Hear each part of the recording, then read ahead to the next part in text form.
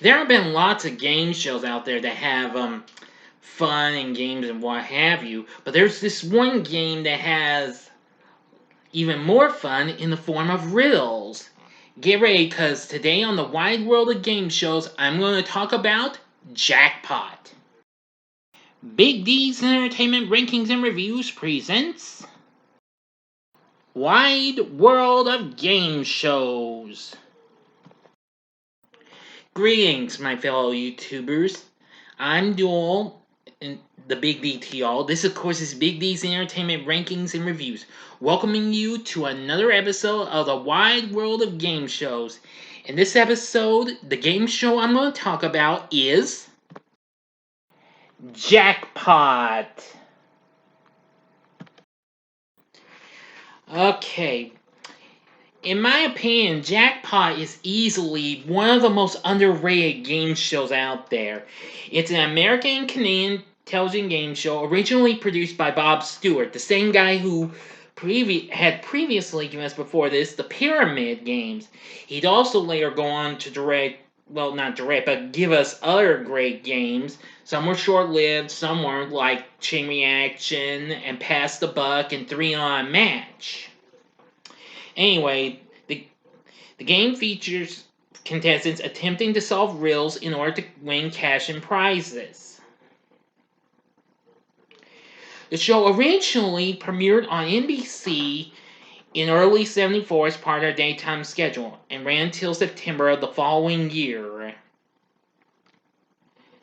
Now, and was hosted by Jeff Edwards. Now, in the game, we had 15 numbered contestants. Each of them had a clue or what would be a riddle in later versions of the game. But but they were riddles though. And now, which I'll get to that in a little bit, in the hopes of winning big money and even a big jackpot. Now, a decade later, after the show had ended, Stewart teamed up with the USA Network along with the Global Television Network for a revival that aired in both the States and Canada, and was hosted by Mike Darrow. That version did much better. It ran for 3 seasons, from '85 to '88. After the Canadian produced series ended, Stewart developed another series for American syndication, and this time the title of the game actually had the exclamation point in it.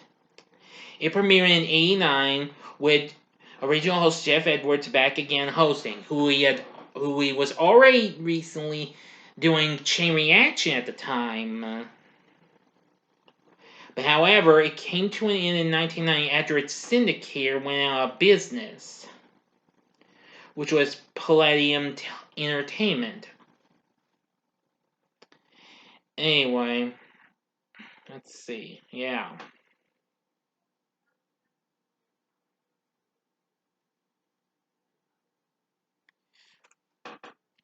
The first series was announced by Don Pardo, and then Wayne Hell replaced him. Let's see. The 1985 series saw announcing duties shared by global announcers John Harris and Ken Ryan, the latter of whom was also the announcer on another USA Global program, Bumper Stumpers, which I'll save that for later. The 1989 version had John Harlan splitting announcing duties with Johnny Gilbert, who of course was already the announcer at Jeopardy at the time. Now, elements of the gameplay of this game were later used in the GSN show Hollywood Showdown. Its producer, Sandy Stewart, who happens to be Bob Stewart's son, became a production partner of his dad during the 1980s. Alright. Well, now actually, there are 15 numbered contestants, but there were actually 16 overall. Now, 16 contestants competed for an entire week, with one of them designated as King or Queen of the Hill, who stood at a circular podium at stage left. The other 15 contestants, numbered 1 through 5, were seated in three-tiered bleachers. Each has a special wallet containing a riddle and a varying cash amount, or the jackpot riddle.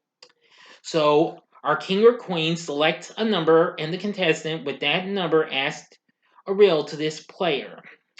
If answered correctly, the king of the hill or queen of the hill continue picking numbers. If answered incorrectly, they would switch places, with the contestant who stumped him or her becoming the new king or queen of the hill.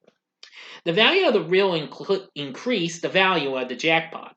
If the king or queen selected the contestant holding the jackpot riddle, one per game, and answered it correctly, the two contestants split the jackpot.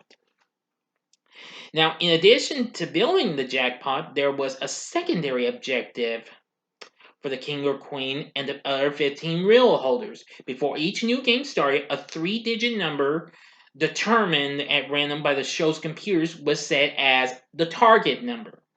If at any point in the game the last 3 numbers displayed in the jackpot matched the target number, the king or queen and the contestant whose riddle enabled the match were given a chance to win the super jackpot, which would be worth thousands of dollars.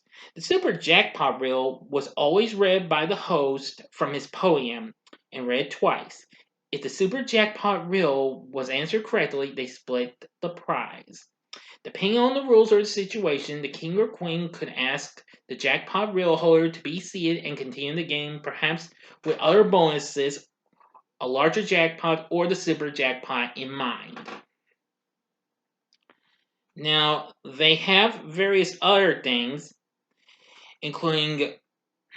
Now, there were 2 things in the syndicated version: double dollars, which, as the name implied, a correct answer to one of these riddles doubled the amount of the jackpot at the time.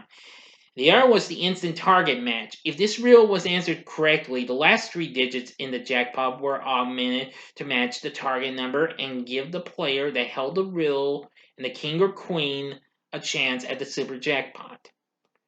Now, the USA and syndicated version shared the return trip bit. Correctly answering this riddle resulted in both players, with the Riddler and King or Queen, being allowed to compete in an extra week of shows. Now, in all forms of jackpot is the bonus prize. A correct answer won the king or queen of the hill a prize. Now, there's various other things, but that's hard to explain. But you'll know when you see this game. There are various episodes of Jackpot. All 3 versions can be seen on YouTube. Now, the original Jeff Edwards version was a little hard to find. Now, you can find maybe a couple or 3 episodes on there, but they aren't in the best quality, so I wish you the best of luck in watching them, though. Nevertheless, I really loved this game. It was pretty good. I'm mostly more familiar with the Canadian produced series that I caught on USA Network wherever I was on vacation from school or out of school or something. Well, you get the idea. And then I got to see the show, this along with the syndicated Jeff Edwards version in reruns on GSN. Not too many times, though. It wasn't shown for too long. But anyway, I loved Jackpot. I did a pretty good job in guessing riddles. I really think this is one of these main game shows that needs a reboot and get another chance and what have you.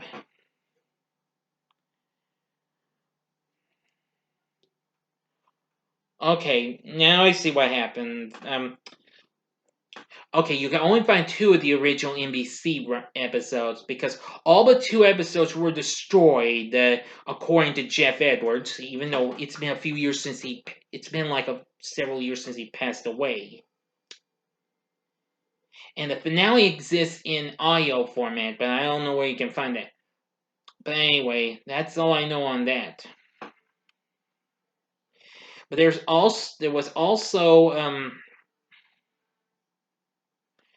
a home version of the game made by Milton Bradley. It was pretty good. I also am more familiar with its theme song, but now Jackpot used several different themes during its runs. The NBC version used the instrumental theme music Jet Set, composed by Mike Vickers, formerly of Manfred Mann. and that piece was later used as the opening theme for This Week in Baseball. Now, the USA and syndicated versions used the song the song used by for another recent Bob Stewart game, that being Shoot for the Stars, which aired on NBC in 1977, but I have never seen that game show, unfortunately. Now, even before it came back in Canada and US, there was to be another network version to come on CBS after the success of the Pyramid Game with Nipsey Russell as the host. And it used the song Spring Rain, which was previously used as the theme for The Love Experts, another Bob Stewart game. Anyway, and it was an unsold pilot, though. You can find the full unsold pilot episode on YouTube. Audio's not really the best, and they also had a little bonus game called Riddlegrams in the unsold pilot. But anyway, like I said, Jackpot is definitely worth looking into. I think you'll really like it. I think this show should be given another chance. But, well, that's up to them. But anyway, Jackpot is definitely a fun game. I really do love it. So anyway, what are your thoughts on Jackpot? Have you ever seen this game show? Please tell me what you thought about in the comment section below. If you like this video, click the like button below, subscribe to my channel as well, be a part of the Big D Nation. I'll be right back, everyone.